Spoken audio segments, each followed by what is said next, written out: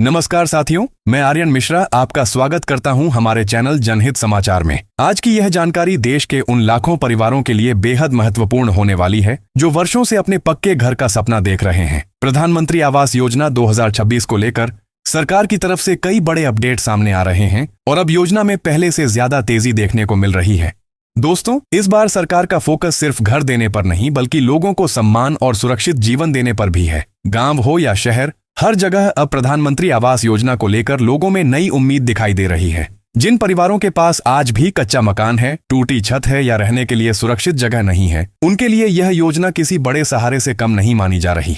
सबसे बड़ी बात यह है कि अब आवेदन और सत्यापन प्रक्रिया को पहले से काफी आसान बनाया गया है।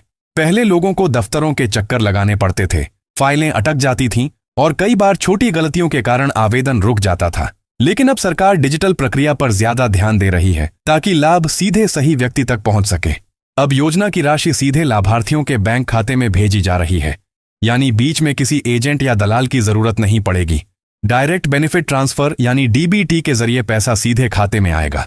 यही वजह है कि लोग इस बार योजना पर पहले से ज्यादा भरोसा कर रहे हैं। दोस्तों, इस योजना की सबसे खास बात यह है कि अब लाभार्थी अपनी जरूरत के हिसाब से घर तैयार कर सकते हैं। अगर परिवार छोटा है तो छोटा लेकिन मजबूत घर बनाया जा सकता है, और अगर परिवार बड़ा है तो उसी हिसाब से निर्माण कराया जा सकता है। कई लोग अपने बच्चों के लिए अलग कमरा बनाने की तैयारी कर रहे हैं तो कई लोग बुजुर्ग माता पिता के लिए सुरक्षित और आरामदायक घर बनाना चाहते हैं। सरकार की कोशिश है कि इस बार योजना का लाभ सिर्फ उन्हीं लोगों तक पहुंचे जिन्हें वास्तव में जरूरत है। इसलिए सत्यापन प्रक्रिया को काफी मजबूत किया गया है। सिर्फ कागजों के आधार पर फैसला नहीं होगा बल्कि फील्ड वेरिफिकेशन भी किया जाएगा। अधिकारी गांव और शहरों में जाकर वास्तविक स्थिति की जांच करेंगे। अगर किसी परिवार का घर बहुत खराब स्थिति में है, बरसात में पानी टपकता है या रहने में परेशानी होती है, तो ऐसे परिवारों को प्राथमिकता मिलने की संभावना ज्यादा रहेगी। यही कारण है कि कई जगह लोग अभी से अपने दस्तावेज तैयार करने में जुट गए हैं। अगर आपने भी आवेदन किया है या आगे आवेदन करने वाले हैं तो अभी से अपने सभी दस्तावेज सही कर लें। आधार कार्ड, बैंक खाता, राशन कार्ड, मोबाइल नंबर और जमीन से जुड़े दस्तावेज अपडेट होने चाहिए। छोटी सी गलती भी भुगतान रुकने का कारण बन सकती है। दोस्तों, अब बात करते हैं उस सवाल की जिसका इंतजार हर लाभार्थी कर रहा है। आखिर प्रधानमंत्री आवास योजना 2026 के तहत पैसा कैसे मिलेगा और किस्त कब आएगी? साथियों, इस योजना में पूरी राशि एक साथ नहीं दी जाती। सरकार चरणबद्ध तरीके से भुगतान करती है ताकि घर का निर्माण सही तरीके से पूरा हो सके। यानी जैसे जैसे आपका घर बनता जाएगा वैसे वैसे अगली किस्त आपके खाते में भेजी जाएगी। सबसे पहले पहली किस्त जारी की जाती है ताकि लाभार्थी नींव और शुरुआती निर्माण का काम शुरू कर सके।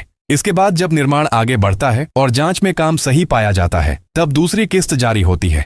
दूसरी किस्त का उपयोग दीवार, कमरों और बाकी निर्माण कार्यों के लिए किया जाता है। फिर आखिर में तीसरी किस्त भेजी जाती है जिससे छत और अंतिम काम पूरे किए जा सकें। सरकार का उद्देश्य साफ है कि योजना का पैसा सही जगह इस्तेमाल हो और घर अधूरा ना रहे। यही कारण है कि अब कई राज्यों में जियो टैगिंग और ऑनलाइन मॉनिटरिंग भी की जा रही है, यानी आपके घर के निर्माण की तस्वीरें और लोकेशन रिकॉर्ड की जा सकती हैं ताकि प्रक्रिया पारदर्शी बनी रहे। दोस्तों, इस समय कई राज्यों में नए लाभार्थियों की सूची तैयार की जा रही है। ग्रामीण और शहरी दोनों क्षेत्रों में सर्वे का काम तेजी से चल रहा है। जिन लोगों ने पहले आवेदन किया था उनके दस्तावेज दोबारा जांचे जा रहे हैं ताकि पात्र लोगों को जल्द लाभ दिया जा सके। अगर आपने आवेदन किया है तो सबसे पहले यह सुनिश्चित करें कि आपका बैंक खाता सक्रिय हो। बैंक खाते में आधार लिंक होना चाहिए और मोबाइल नंबर अपडेट होना जरूरी है, क्योंकि सरकार की तरफ से आने वाली हर जानकारी SMS के जरिए भेजी जाती है। अगर मोबाइल नंबर बंद है या बैंक खाते में कोई समस्या है तो भुगतान रुक सकता है। अब सबसे जरूरी बात, सोशल मीडिया पर कई तरह की अफवाहें भी फैल रही हैं। कुछ लोग दावा कर रहे हैं कि पैसे देकर जल्दी लाभ मिल सकता है या किसी एजेंट के जरिए नाम जुड़वाया जा सकता है। लेकिन आपको साफ बता दें कि प्रधानमंत्री आवास योजना में किसी भी एजेंट को पैसा देने की जरूरत नहीं है। पूरा सिस्टम ऑनलाइन और पारदर्शी बनाया गया है। अगर कोई व्यक्ति पैसे मांगता है या जल्दी घर दिलाने का दावा करता है तो तुरंत सतर्क हो जाएं और संबंधित विभाग में शिकायत करें। सरकार बार बार लोगों से अपील कर रही है कि किसी भी फर्जी कॉल या दलाल के झांसे में ना आएं। दोस्तों, कई लाभार्थियों के खाते में जल्द पहली या दूसरी किस्त आने की संभावना जताई जा रही है। हालांकि अलग अलग राज्यों में प्रक्रिया का समय अलग हो सकता है, इसलिए अपने आवेदन की स्थिति समय समय पर जरूर चेक करते रहें। पंचायत कार्यालय, नगर निगम या कॉमन सर्विस सेंटर पर जाकर भी जानकारी ली जा सकती है। सोचिए वह पल कितना खास होगा जब आपके मोबाइल पर मैसेज आएगा कि प्रधानमंत्री आवास योजना की राशि आपके खाते में जमा हो चुकी है। वह सिर्फ एक मैसेज नहीं बल्कि पूरे परिवार के लिए नई जिंदगी की शुरुआत होगी। बरसात में टपकती छत के नीचे रहने वाले परिवार अब सुरक्षित घर में रह सकेंगे। बच्चों को पढ़ने के लिए अच्छा माहौल मिलेगा और बुजुर्गों को सुरक्षित जीवन। यही वजह है कि यह योजना सिर्फ घर बनाने की योजना नहीं बल्कि गरीब परिवारों को सम्मान देने का अभियान बन चुकी है। वीडियो पसंद आ रहा है तो लाइक जरूर करें और चैनल को सब्सक्राइब करना बिल्कुल ना भूलें। दोस्तों, अब बात करते हैं प्रधानमंत्री आवास योजना 2026 की पात्रता, आवेदन प्रक्रिया और उन जरूरी बातों की जिन पर इस बार सरकार सबसे ज्यादा ध्यान दे रही है। अगर आप चाहते हैं कि आपका आवेदन बिना किसी परेशानी के स्वीकार हो जाए तो यह जानकारी आपके लिए बेहद जरूरी है। सरकार की कोशिश है कि इस योजना का लाभ वास्तव में जरूरतमंद परिवारों तक पहुंचे, इसलिए इस बार सत्यापन प्रक्रिया को और ज्यादा मजबूत बनाया गया है। सिर्फ आवेदन कर देने से काम पूरा नहीं होगा बल्कि अधिकारियों द्वारा फील्ड वेरिफिकेशन भी किया जाएगा।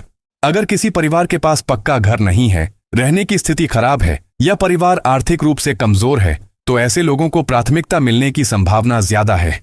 गांवों में पंचायत स्तर पर और शहरों में नगर निगम स्तर पर सर्वे किया जा रहा है। दोस्तों, कई लोग यह गलती कर देते हैं कि आवेदन के समय गलत जानकारी भर देते हैं या दस्तावेज पूरे नहीं लगाते। बाद में यही छोटी गलती बड़ी समस्या बन जाती है।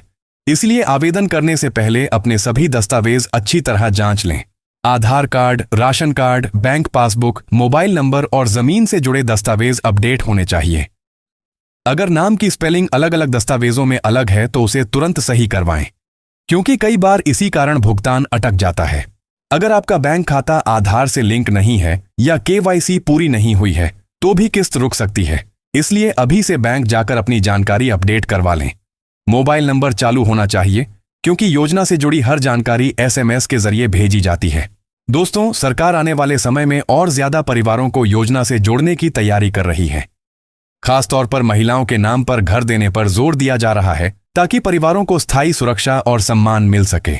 जो लोग पहले आवेदन कर चुके हैं उन्हें सलाह दी जा रही है कि समय समय पर लाभार्थी सूची जरूर चेक करें। कई राज्यों में नई सूची जारी होने की प्रक्रिया चल रही है और सर्वे के आधार पर नए नाम भी जोड़े जा सकते हैं।